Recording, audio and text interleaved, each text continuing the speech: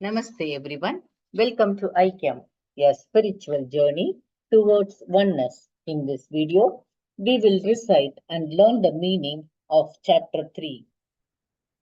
Om Shri Paramatmane Namaha Atha Tritiyodhyayaha Karma Yogaha Arjuna उवाच ज्यायसि चेत्कर्मणस्ते मता बुद्धिर्जनार्दन तत्किं कर्मणि घोरे मां नियोजयसि केशव.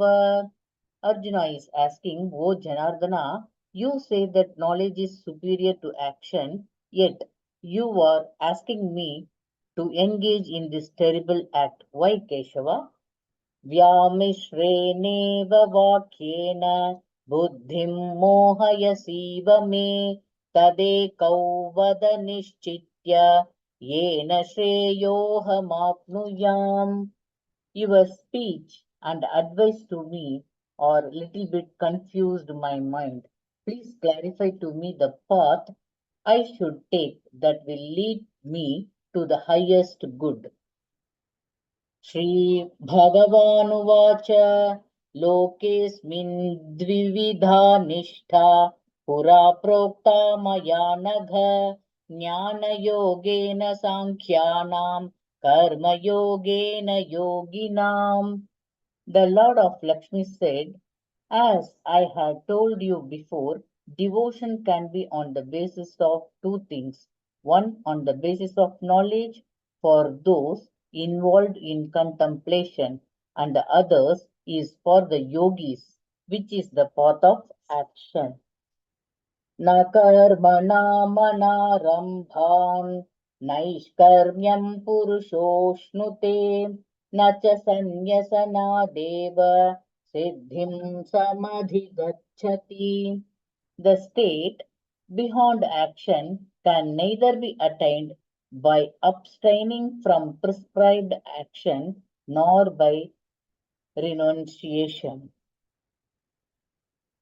न हि कश्चित् क्षणमपि जातु तिष्ठत्य कर्मकृत् कार्यते ह्यवशः कर्म सर्वः प्रकृतिजैर्गुणैः. Now, no one is ever free from action. Every moment of their lives, people are forced to act whether they like or not.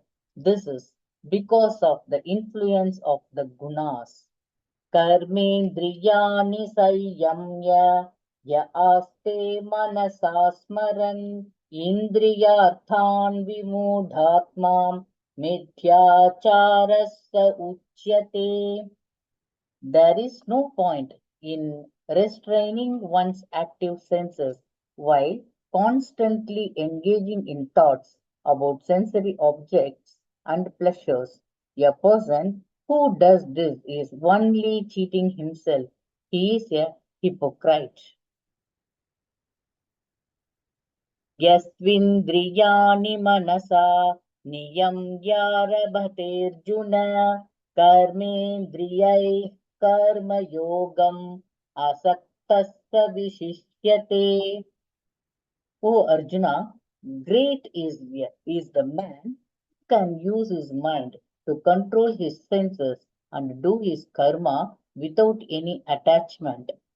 Niyantam kuru karmatvam कर्मज्यायो ह्यकर्मणः शरीरयात्रापि च ते न प्रसिद्ध्येद कर्मणः.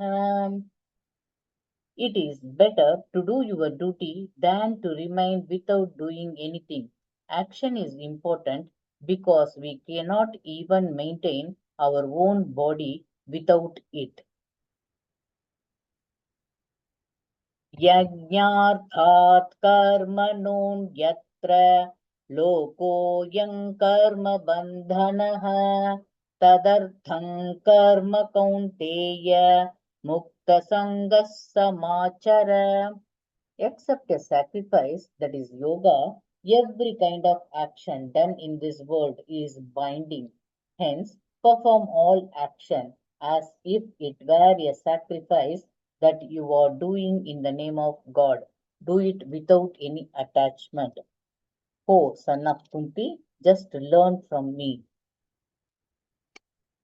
Sahayajñāः प्रजा सृष्ट्वा पुरा पुरोवाच प्रजापतिः अनेन प्रसविष्यध्वम् एष वोस्त्विष्ठकामधुक्.